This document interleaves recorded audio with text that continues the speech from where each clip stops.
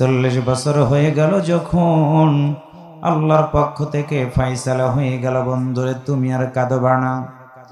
মানুষগুলোকে তুমি সত্যের দিকে ডাক দিয়েছ, মানুষগুলোকে ভালো কাজের কথা বলেছ, তুমি চিন্তা করবা না। তোমার কথা শুনেছে সবাই মানে নাই, বন্ধুরে তোমাকে সহযোগিতা করার জন্য আমি আল্লাহর পক্ষ থেকে কোরআনুল কারীম নাজিল করার সিদ্ধান্ত নিয়ে নিলাম। জিবরাইল আমিন এসে আল্লাহর নবীর উপরে সূরা আলাকের প্রথম 5টা আয়াত নাজিল করে দিলেন। ইকরা বিসমি রাব্বিকাল্লাযী খলাক। আল্লাহ বললেন, বন্ধুরে পড়ো তুমি ওই প্রভুর নামে, যেই প্রভু তোমাকে সৃষ্টি করেছেন। আমার সামনে যারা বসা, জবান খুলে বলুন তো আমাদের সৃষ্টিকর্তাকে। আল্লাহর নবী 40 বছর পর্যন্ত মানুষগুলোকে ভালো কাজের দিকে ডাক দিয়েছেন। কেউ তার শত্রুতা করে নাই, কেউ তার সামনে গিয়ে দাঁড়ায় নাই। পেয়ে গেল যখন আল কোরআন, হেরা পর্বত থেকে বের হয়ে মানুষগুলোকে ডাক দিয়ে বলেন, তোমরা কারা? আমাকে তো আল আমিন হিসেবে তোমরা জানো, তোমরা তো আমাকে সাদিক বলে জানো। তোমাদের কাছে একটা কথা বলবো, বলো তো আল্লাহর পক্ষ থেকে আমার উপর একটা গ্রন্থ নাজিল হয়ে গেছে, তার নাম হলো আল কোরআন। আবু জাহেল অথবা সাহেবেরা ডাক দিয়া বলল, আব্দুল্লাহর বেটা বড়, তোমার এই কোরআনটা কেমন? আল্লাহ রাসূল বললেন, হুদাল লিন্নাস, কোরআনটা হলো মানুষের জন্য হেদায়েত। আবু জাহেল অথবা সাহেবেরা আল্লাহর নবীর বিরুদ্ধে দাঁড়ায় গিয়ে বলল, 40 বছর পর্যন্ত তুমি কোনোদিন খারাপ কথা বলো নাই, 40 বছর পর্যন্ত তোমার সম্পর্কে আমাদের ধারণা ছিল আলাদা। আজকে কোরআন পেয়েছো, বাপ দাদার ধর্মকে সুনকালি লাগাই দিলাম। বুঝতে পেরেছি আব্দুল্লাহর বেটা তুমি মনে হয় পাগল হয়ে গেছো। তার মানে হলো কোরআনের দাওয়াত দিলে কোরআন বিরোধী লোকেরা পাগল বলে আল্লাহর নবীকে গালি দিয়েছে। আওয়াজ করে বলুন তো আল্লাহর নবী কি কখনো পাগল ছিলেন? আল্লাহ বলেন, বন্ধুরে সবাই তোমারে যদি পাগল বলে, আমি আল্লাহ বললাম তুমি পাগল না। আয়াত নাজিল হয়ে গেল, আমা সাহিবিকুম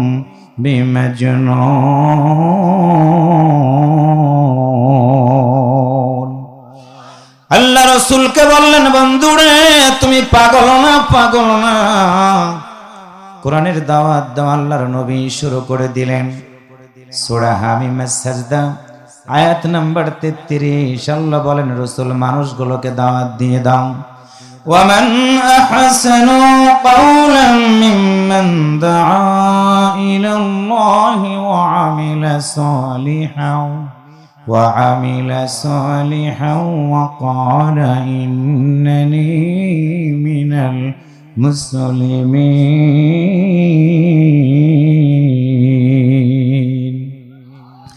আল্লাহ বলেন, রাসূল বলে দাও ওই ব্যক্তির কথার চেহারা কার কথা উত্তম হবে, কার কথা ভালো হবে, কার কথা সুন্দর হবে।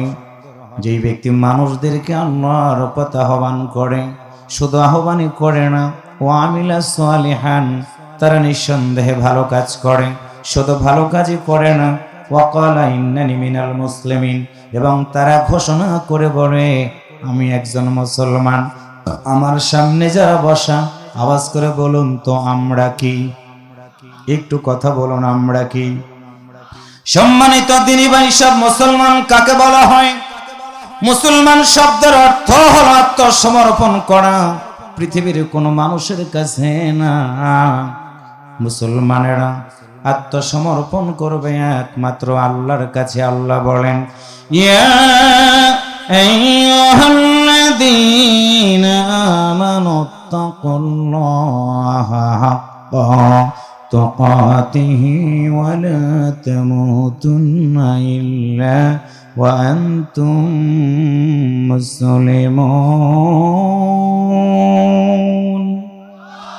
আল্লাহ বলেন, বন্ধুরা শুনে রাখো, ইমানদারদের জন্য আমি আল্লাহ সুসংবাদ দিলাম। তোমরা যারা ইমানদার হয়ে গেলা, ইত্তাকুল্লাহ, আমি আল্লাহকে ভয় করো। কেমন করে ভয় করবা? ভয় করার মতো ভয় করো তোমরা। আর ততক্ষণ পর্যন্ত মৃত্যুবরণ করবে না, যতক্ষণ পর্যন্ত না পূর্ণ মুসলমান না হও। আল্লাহর বান্দারা, মুসলমান শব্দের অর্থ যদি হয় আত্মসমর্পণ করা, তাহলে আওয়াজ করে বলুন তো, আল্লাহ ছাড়া কারো কাছে কি কখনো মাথা নত করা যাবে? একসাথে বলেন, যাবে। রাসূল বলেন, আল্লাহ তুমি বলে দাও মুসলমানদের কি দায়িত্ব, তারা কেমনে সমাজ চালাবে, সমাজের বুকে কি কাজ করবে তারা।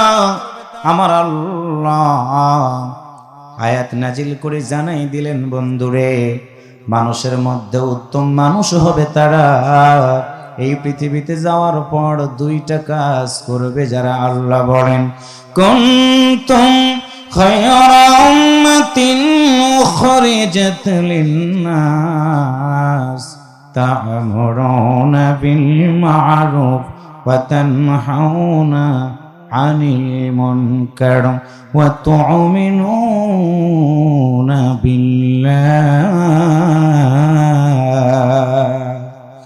আল্লাহ বলেন, রাসূল বলে দাও আমার আসমানের নিচে জমিনের উপরে যারা থাকবে উত্তম মানুষ হবে তারা, উত্তম দল করবে তারা, দুইটা কাজ করবে যারা।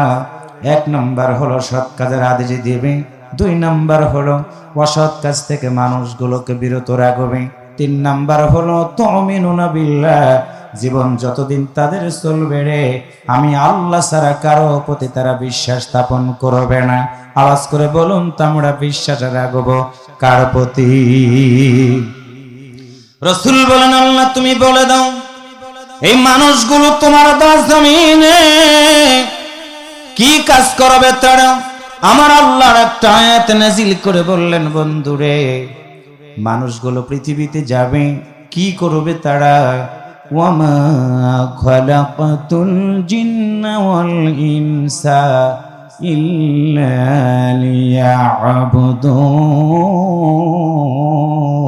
লিয়াবুদুন। আমার আল্লাহ ডাকতে বলেন, রাসূল বলে দাও আমি আল্লাহ মানুষ এবং জিন জাতিকে আমার ইবাদত করার জন্য সৃষ্টি করেছি। রাসূল বলেন, আল্লাহ বলো ইবাদত করবে যারা, রিজিকের ব্যবস্থাটা কে করে দিবে? তোমার এই বান্দাগুলো কার কাছে যাবে? রিজিকের জন্য কার কাছে ধরনা দিবে? তুমি কি বলবা না? বলবা না? আল্লাহ বলেন, বান্দারে শুনে রাখো, তোমাদের মতো মানুষগুলোকে শুধু আমি আল্লাহ না, আমি আল্লাহ তাআলা গোটা পৃথিবীতে যতগুলো মাখলুকাত আছে, মানুষ থেকে শুরু করে জিন থেকে শুরু করে সকল মানুষগুলোকে নয়, সকল মাখলুকাত গুলোকে আমি আল্লাহ তাআলা রিজিকের ব্যবস্থাটা করে দিব। রিজিকের জন্য কারো কাছে যাওয়া লাগবে না। আওয়াজ করে বলুন তো, রিজিক যিনি দেয় তিনি কে?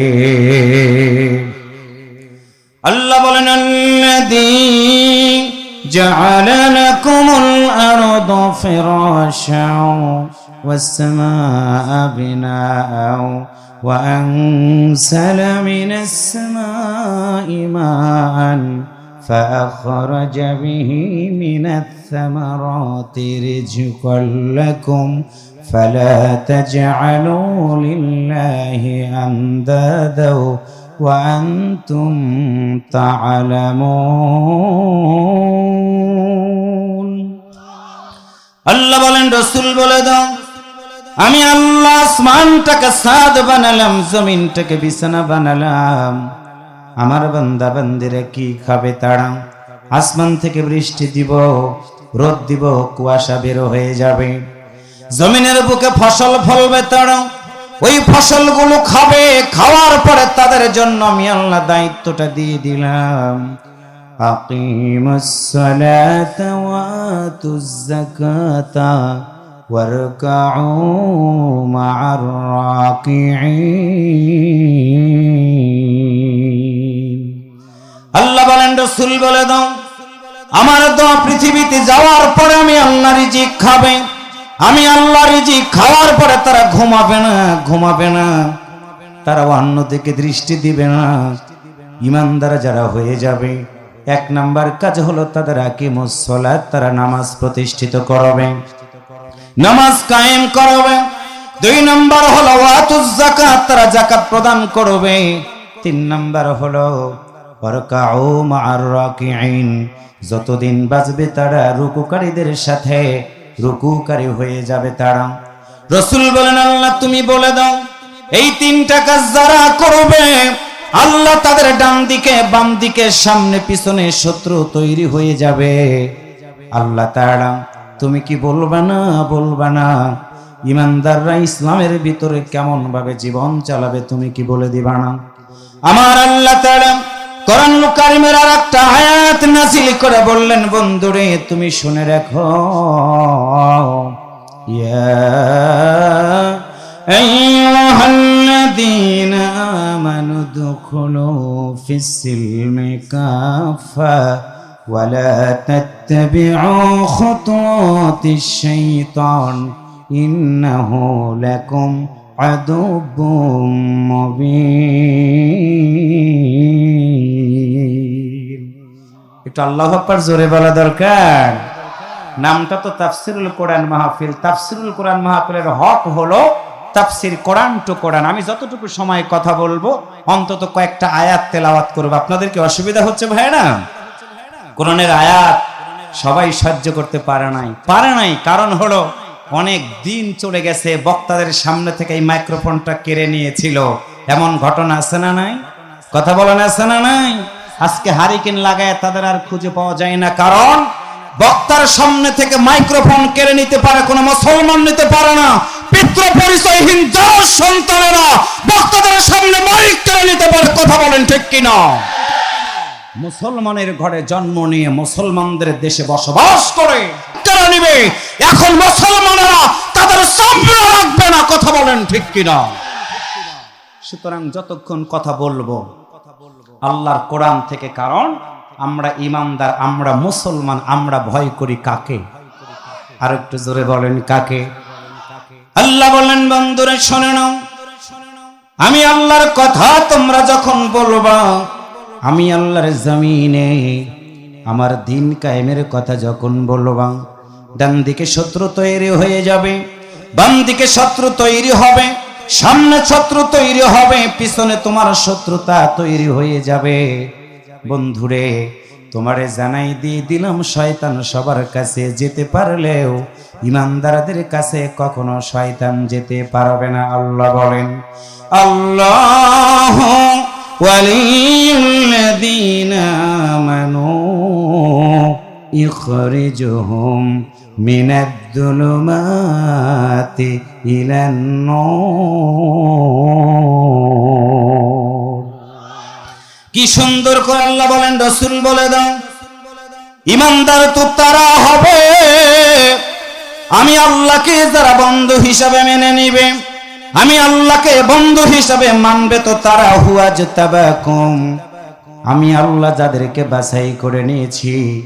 আল্লাহ বলেন, রাসূল বলে দাও আমার মতো আল্লাহকে যারা বন্ধু বানাবে, ইখরিজুহুম, আমি আল্লাহ তাদেরকে বের করে আনবো, মিনাজ-জুলুমাতি ইলান-নূর, আমি আল্লাহ অন্ধকার থেকে তাদেরকে আলোর দিকে নিয়ে আসবো। আলোর পথটা হলো ইন্নাদ-দীনা ইনদাল্লাহিল ইসলাম, ইসলামের ভিতরে তারা প্রবেশ করবে।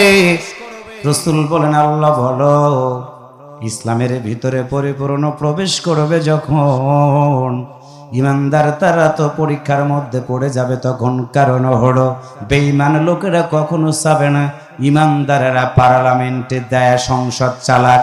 কথা বলেন ঠিক কিনা? আল্লাহ বলেন, রাসূল বলে দাও ইমানদার যারা হবে আমি আল্লাহ তাদের পরীক্ষা করব। আল্লাহ বলেন, ওয়ালা নাবলুওয়ান্নাকুম বিশাইইম মিনাল খাউফি ওয়াল জু'i ওয়া নাকসিম মিনাল আমওয়ালি ওয়াল আনফুসি ওয়াত থামারাত ওয়া বাশশিরিস সাবিরিন। আল্লাহ বলেন, রাসূল বলে দাও ইমানদাররা যখন ইমানের বলে বলিয়ান হবে আমি আল্লাহ তাদের পরীক্ষা করব, ফল শস্যের ক্ষতি করাবো, ভয় ভীতিতে দিয়ে তাদেরকে ক্ষতি করাবো।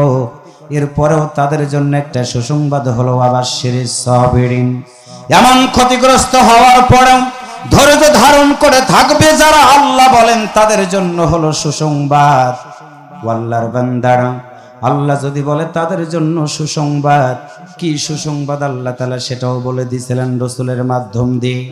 বিশ্বনবী আল্লাহকে বললেন, আল্লাহ তুমি বলো আকিমুস সালাত, তোমার বান্দারা যখন নামাজ কায়েমের কথা বলবে, নামাজ বিরোধী লোকেরা নামাজি মানুষগুলোকে ধরবে, মারবে, দুঃখ দিবে, কষ্ট দিবে, আল্লাহ বলো তুমি কি বলবা না ইমানদার মানুষগুলোকে বেঈমান লোকেরা তাদেরকে পৃথিবী থেকে বিদায় করার চেষ্টা করবে, কারণ হলো ইমানদারদেরকে মেরে ফেলে দিলেই ভাববে তাদের পথের কাঁটাটা দূর হয়ে গেছে।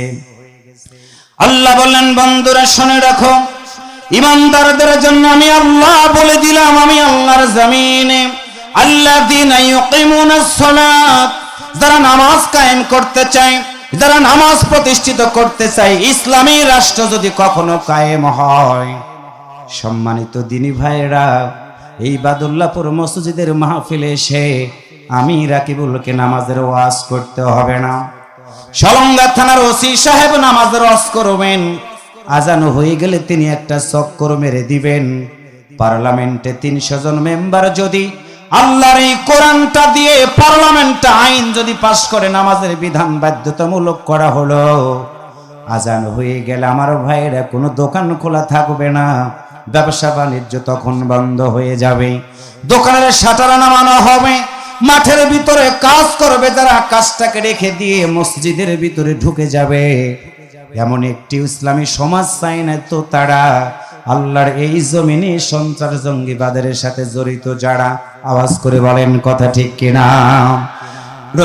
রাসূল বলেন, আল্লাহ তুমি বলে দাও নামাজের বিধান যখন ইমানদাররা কায়েম করার চেষ্টা করবে, বেঈমান লোকেরা নামাজি মানুষগুলোকে পৃথিবী থেকে বিদায় করে দিবে, আল্লাহ বলো তাদের মৃত্যুটাকে শুধু মৃত্যু হবে।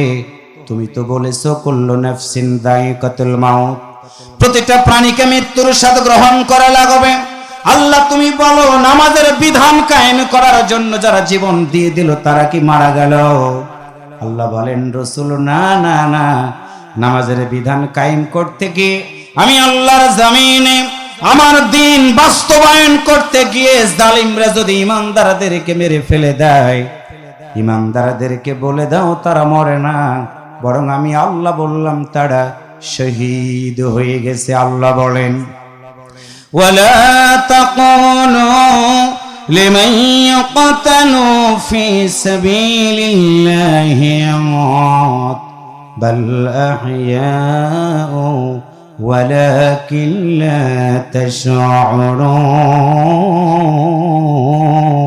তাশউরুন।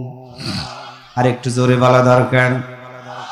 আল্লাহ বলেন, রাসূল বলে দাও আমি আল্লাহর জমিনে কোরআনের জন্য যারা জীবনটা দিয়ে দিবে, জালিমরা বলবে মারা গেছে, আমি আল্লাহ বললাম না না না, তারা মরে যায় নাই, বরং তারা শহীদ হয়ে গেল।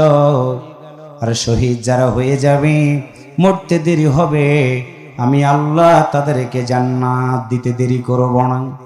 তারা আমার আল্লাহর পক্ষ থেকে রিজিক পায়। বিশ্বনবী আল্লাহর কাছে ডাক দিয়া বললেন, আল্লাহ বলো মানুষগুলোকে মেরে ফেলে দেওয়ার পর মাটির কবরের ভিতরে রেখে দিয়ে আসবে তাদেরকে, তুমি কি বলবা না তারা কি মাটির কবরের ভিতরে কি অবস্থান করবে? আল্লাহ বলেন, বন্ধুরে না না, আমি আল্লাহ বললাম আল্লাযীনা ইউকিমুনাস সালাত, আমি আল্লাহর জমিনে নামাজের বিধান কায়েম যারা করতে চাবে, বেঈমানের লোকেরা যদি তাদেরকে মেরে ফেলে দেয়, সবাই রাখবে তাদের মাটির কবরে। আমি আল্লাহ বললাম তারা মাটির কবরে থাকবে না, আমি আল্লাহ তাদের মাটির কবরটাকে জান্নাত পর্যন্ত প্রশস্ততা দান করে দিয়ে দিব। আমার আল্লাহ বলেন, ইন্নাল্লাযীনা আমানু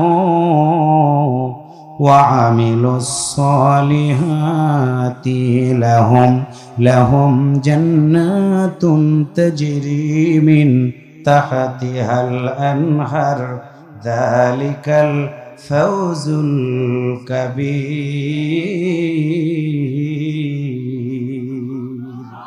আরেকটু জোরে বলেন আল্লাহু আকবার। আর কত চাও শহীদ খোদা, আর কত চাও রক্ত খোদা, আর কত ক্রন্দ, কবে এই জমিনে তোমারি শাসন আসবে, কবে এই জমিনে কোরআনের শাসন। আল্লাহু আকবার বলেন। কত মায়ের বুক যে খালি, চোখে শুধুই জল, হারিয়ে তার বুকের মানিক হয়েছে পাগল। কত মায়ের বুক যে খালি, চোখে শুধুই জল, হারিয়ে তার বুকের মানিক হয়েছে পাগল।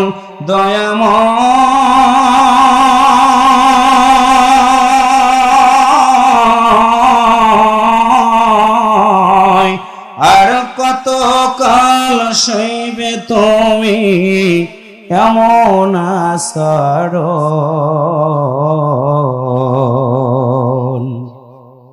আসবে কবে এই জমিনে তোমারি শাসন।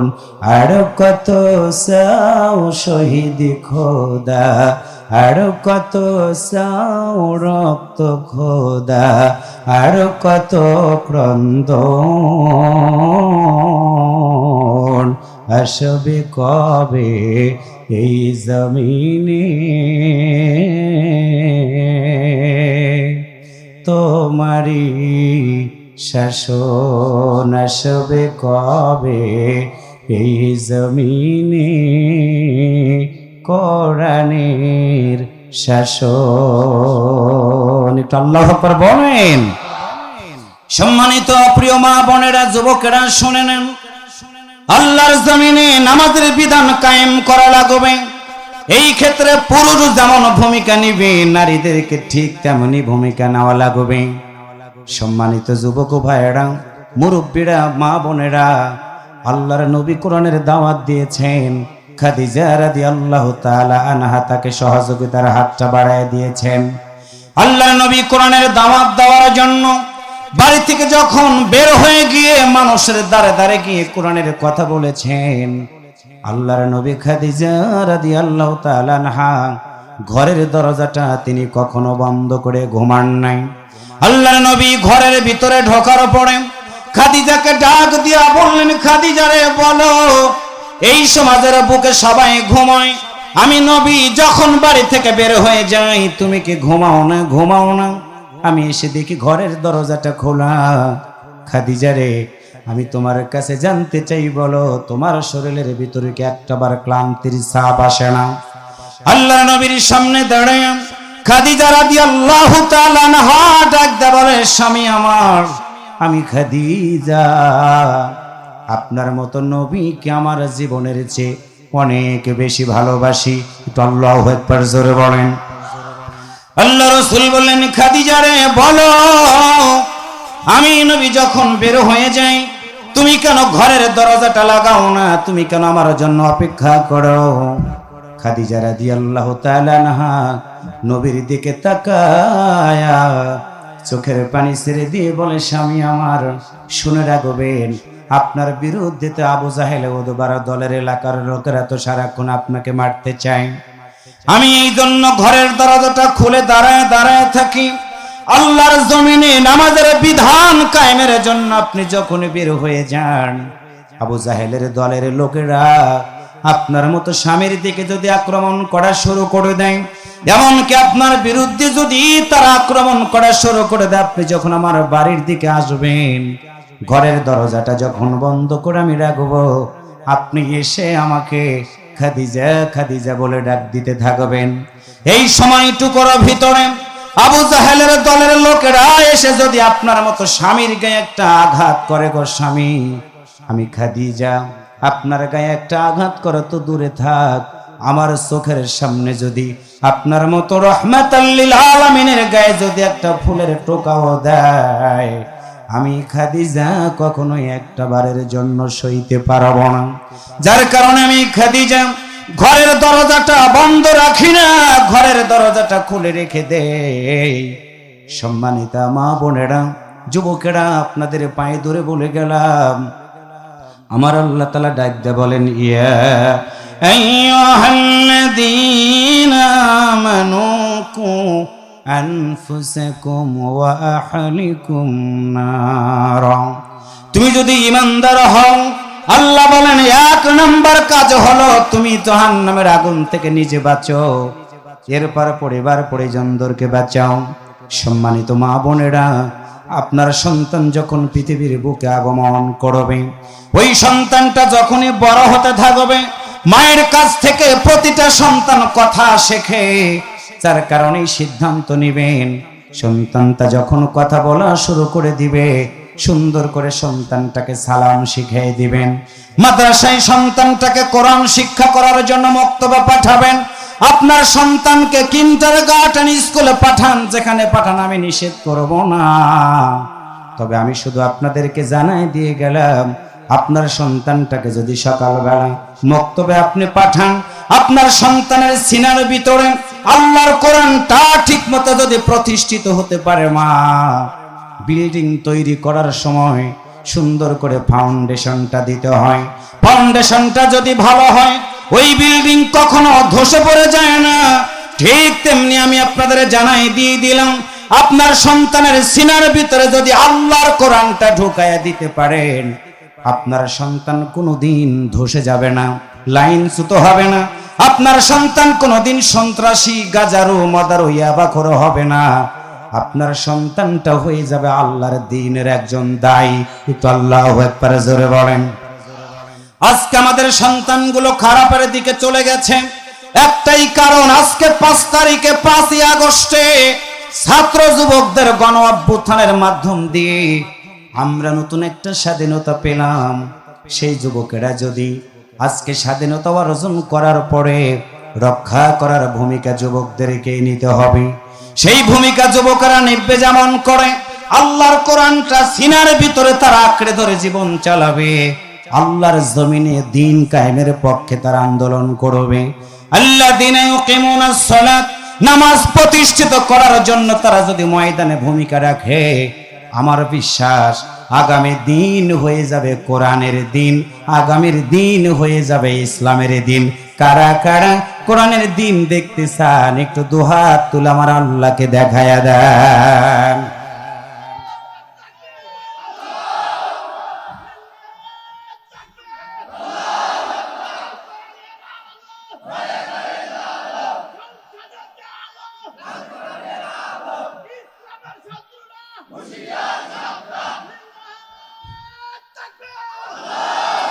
হাত নামান। আল্লাহ তাআলা আমাদেরকে কবুল করুক। আমাকে সময় দিয়েছিল 8টা 15 মিনিট, কাটাই 15 মিনিট। আমি আর কথা বাড়াতে চাই না।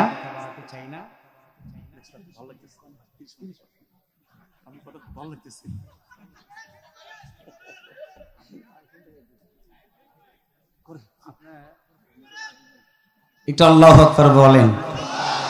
আমরা তো সেই মানুষ, 10 মিনিট দিলে 10 মিনিট, 11 মিনিট দিলে 11 মিনিট, ঘড়ি দেখেছি কাটাই 15 মিনিট। এরপরে যেহেতু ভাইরা বলেছে যান আরো 10 মিনিট একটু বাড়ালাম। একটু আল্লাহু আকবার জোরে বলেন, একটু মারহাবা জোরে বলেন। সম্মানিত দিনী ভাইরা, 1 নম্বর পয়েন্ট নিয়ে কথা বলছিলাম, আল্লাযীনা ইউকিমুনাস সালাত। যতদিন বাঁচবো নামাজ প্রতিষ্ঠিত করার আন্দোলনে আমরা শরীক থাকবো। সবাই একটু বলি ইনশাআল্লাহ।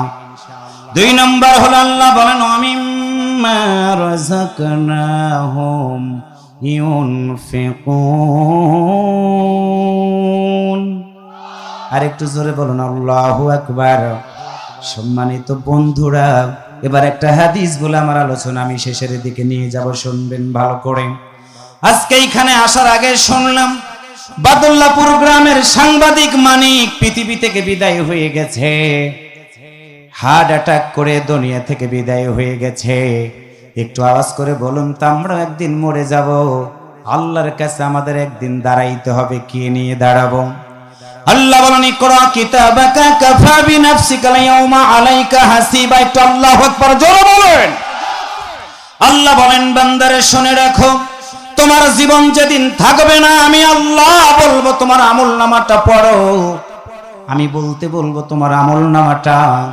সেদিন আমলনামাটা আমরা যখন দেখব, আমাদের আমলনামাটা যখন পড়ব, আমাদের আমলনামাতে যদি দেখি আল্লাহর আইন আছে, সৎ লোকের শাসন আছে, আমার আমলনামাতে আল্লাহর ঘর মসজিদের জন্য আমার নিজের একটা অর্থ সম্পদের দানও আছে, সেদিন আল্লাহ ইচ্ছা করে আমাদের ডাক দিতে পেরে বলতে পারে বান্দারে, দুনিয়ার জীবন যতদিন তুমি চালাইছিল, আমি আল্লাহর কথা শুনেছ, আমি আল্লাহর জমিনে দিন কায়েমের আন্দোলনে শরীক থেকেছো তুমি, এরপরও আমি রাযাকনাহুম ইউনফিকুন।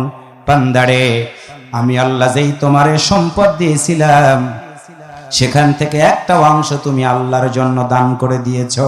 সম্মানিত প্রিয় ভাইরা, আল্লাহর নবীর একজন সাহাবী নাম ছিল আবু দাহাদা রাদিয়াল্লাহু তাআলা আনহু। নবীর সামনে দাঁড়ায় আছেন, আল্লাহ রাসূল বলেন, আবু দাহাদা শুনে রাখো, আল্লাহর জন্য নিজের জীবনের থেকে শুরু করে প্রিয় বস্তুটা আল্লাহর জন্য যিনি দান করে দিতে পারবে, আমি নবী বললাম জান্নাতের ভিতরে আল্লাহ তাআলা তাকে একটা বালাখানা বানাই দিয়ে দিবে।